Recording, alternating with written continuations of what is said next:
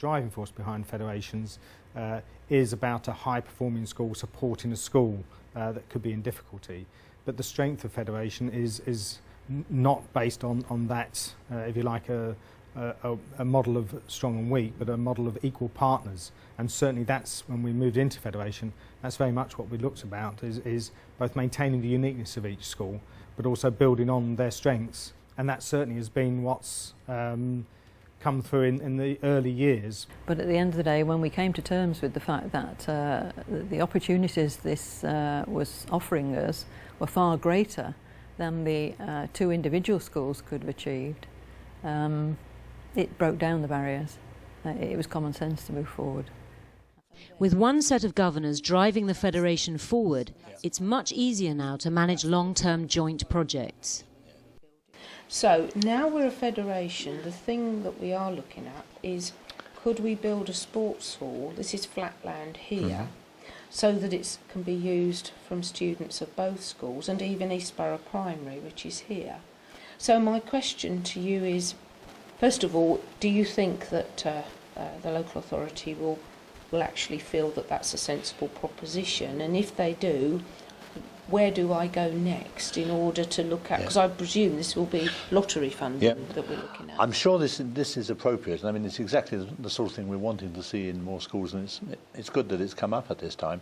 I think the simple answer is, as an authority, we would certainly have no objection at all. We'd be absolutely delighted to see it there, and the fact you'll be able to take it into primary school as well would be an additional bonus. The soft federation in Maidenhead can't benefit from such permanent federation work because each school still has its own governing body. But the 6 federation schools do share their sites. Sixth formers benefit from a wider curriculum with access to subjects taught in the other schools. We're fortunate in that geographically the schools are located quite close to each other. I'm not sure that we could operate this system if they didn't. So we have a common timetabled block on a Tuesday morning and a Thursday afternoon, and that means that if our students are following a course in, say, Desborough, they will go there first thing on a Tuesday morning, and then a coach goes around all of the schools picking students up and dropping them off back at their own schools at lunchtime, so they're in their own school for afternoon lessons. It's certainly changed what I'm going to do in my future, because I've now decided to do a politics degree.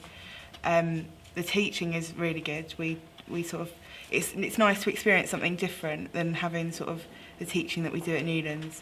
It's a lot different, which is an eye-opener, and it's less relaxed, but you still get a lot of work done, and it's kind of prepared us for university because of the environment.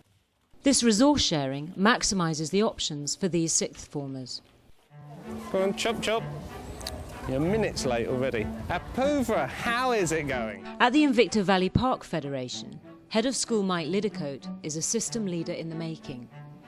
He is concerned about the other Federation schools' exam results, as well as his own schools. I suppose there's always that certain amount of pressure when they're yours, and you can say, right, that's what we've achieved. But as a leadership group, we've always had very much a shared responsibility there, so it's not too much.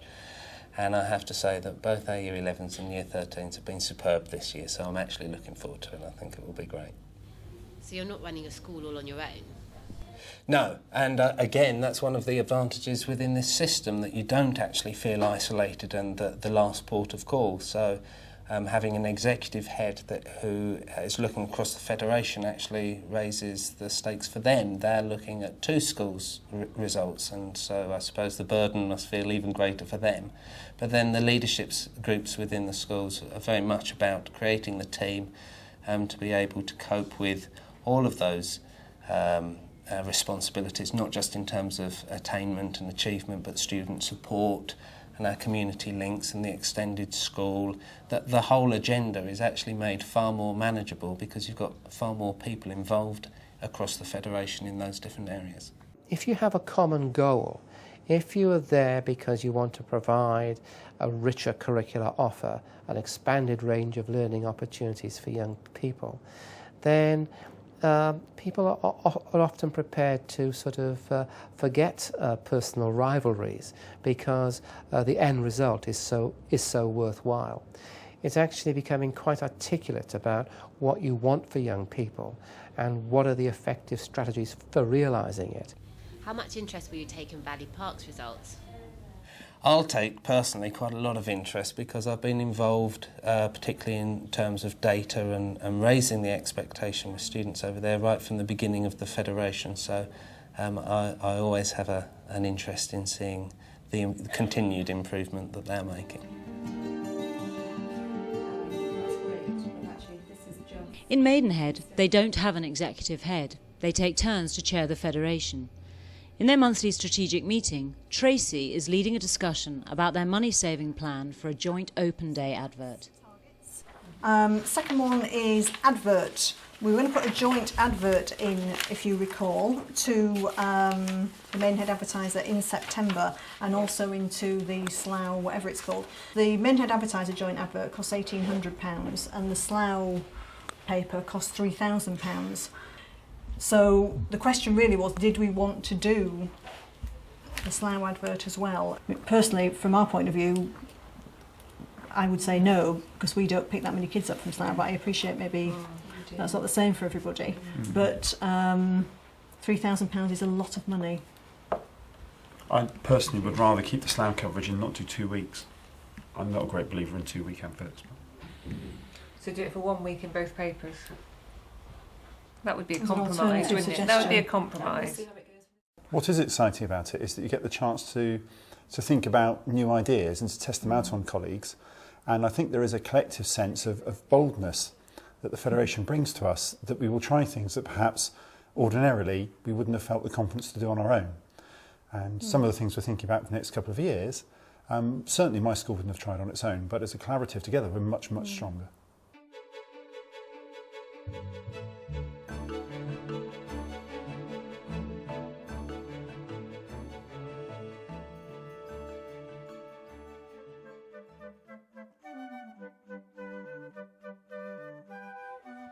The Kent and Maidenhead federations are both single-phase.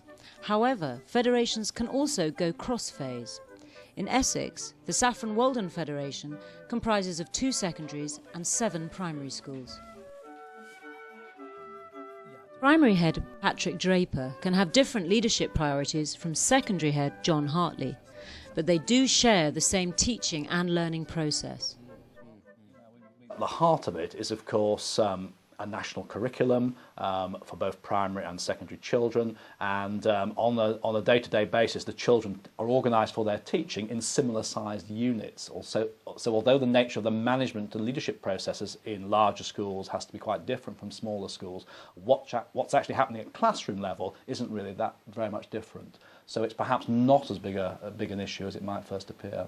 A lot of the Federation work is about the focus on teaching and learning, and teaching, as John said, is whether you've got a class of 30 year 6s or 30 year 10s, with similar sort of techniques and activities going on in both sorts of classrooms. It doesn't matter whether those 30 year 6s are in a very large primary school or they're in a small primary school. As far as those children are concerned with their teacher, it's the same set of issues.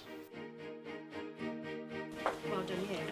Morning, Mrs. Bradbury. Morning. What are they up to then this morning? This is Year 10. They are just starting their actual GCSE coursework, and we're in Section 2, Research Section. Yeah, Hilary Bradbury is one of our advanced skills teachers and has worked on a number of primary-secondary partnerships over the years, which are now being rolled out into other schools in the Federation. She's a technology teacher, and she's been going in and working with Year 6 students and their teachers, not just on technology, but on a whole range of approaches to teaching and learning. So by doing that, we're able to come up with an approach which is continuous, so the children don't face any surprises when they come into the secondary school. And that's really one of the most powerful benefits of the Federation. From a child's point of view, it seems like a seamless transition. Oh, right, you're a bit further on. One of the most interesting things I have done is been out and taught technology to Year 5s and 6s, along with my primary colleagues. So we've started off by perhaps I've done a key lesson, and then left them working with their students, and then gone back in and done some evaluation. What's important there is that we actually work as a partnership.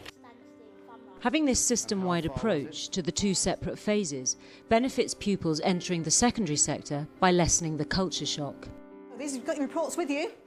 But the Maidenhead Federation's primary links are less developed. As a secondary head, Tracy is keen to tap into primary expertise to make the cross-phase transition smoother. Today, Tracy is checking in with Year 7s to find out how their first steps into the secondary world have gone. Was it strange seeing, because we had Year 6 in yesterday, didn't we? Yeah, it was like, oh my God. Whole year ago that you were in that position. And what would your advice be to those Year 6s yesterday, if you had to give them a little top tip for coming in September? Probably just try and enjoy yourself, like don't get worried, because there's nothing really to worry about. No. So. Well, there certainly isn't with a report like that, I would have to say. Your parents are going to be really pleased, aren't they? That's great. No, well done, Ella. That's a really nice report. Thank you. OK, do you want to send the next one in for me, please? But Tracy would like to set up more direct cross-phase links. She's concerned, though, about the separate needs of the two sectors in the system. I think the federation work that we do collectively across primary and secondary is inevitably going to be a little bit different. Part of the way that we work together as a federation of secondary schools is without doubt based on the fact that we are all facing similar issues at similar times. And I think it also is successful because we are not too big a group, or it works in a particular way because we're not too big a group. I think that once we extend that to include primary colleagues as well, inevitably the dynamic of that group is going to be different, and I think we'll have to be realistic about that and say, well, you know, the work that we do through the primary section of the federation will be different perhaps to the work that we do as a core of secondaries, but that doesn't mean that, you know, we can't progress on that or go forward and learn from each other. It just means it would have a slightly different feel to it, I think. Federations are about school improvement and building leadership capacity. They have the potential to improve the education experience of all young people. They are more than a pragmatic solution to specific needs. For me, I just wished that I was at the start of my career, because being in competition is a negative thing, whereas working in partnership is so important. And if we really mean what we say about every child matters, then I think groups of schools working together will really ensure that every child does matter. One of the things we hope we're doing is by being supportive of each other and by sharing that workload, that maybe we will be better heads, but also heads for a longer period of time. And this structure we're working within, we hope will help and support us so that we are there to be able to make a difference over the long period of time, rather than a burst of 3 or 4 years and then literally burnt out. So it's an interesting model, the federation model, because obviously what it's doing is it's providing professional development for us as head teachers and supporting our development as leaders within schools, and hopefully leaders within education on a wider scale. I believe before very long a large minority of head teachers will actually be involved in some aspect of system leadership, and then we'll see a real transformation of the landscape of education in this country.